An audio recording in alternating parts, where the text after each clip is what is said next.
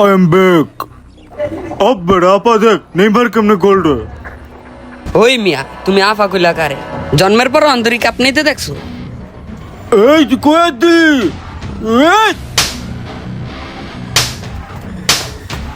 এই তোর বাইরে ফালাম আজকে এইটাতে তো ছেচ্চা ফালাম। হাই হাই হাই কি করতেছি?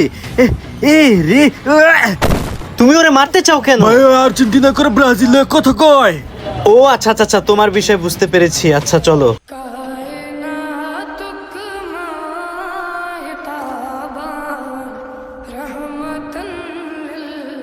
শোনো, আর্জেন্টিনা ব্রাজিল ওরা হচ্ছে অন্য ধর্মের, আর আমরা সবাই ভাই ভাই। আমরা যে ওদের নিয়ে এত মাতামাতি করি, ওদের প্রতি যে এত ভালোবাসা দেখাই, ওরা কিন্তু আমাদের দেখায় না।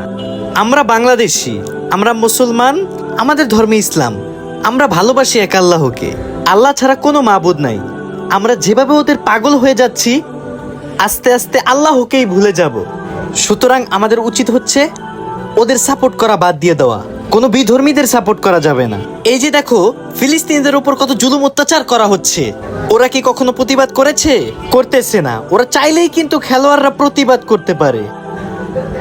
অর্থাৎ আমাদের বুঝে নিতে হবে ইহুদিরা আমাদের শত্রু, আমরা মুসলমান ভাই ভাই, আমরা মিলেমিশে থাকবো। তাহলে চলো আমরা মিলে যাই। খেলা নিয়ে আমাদের ঝগড়াঝাটির দরকার নেই।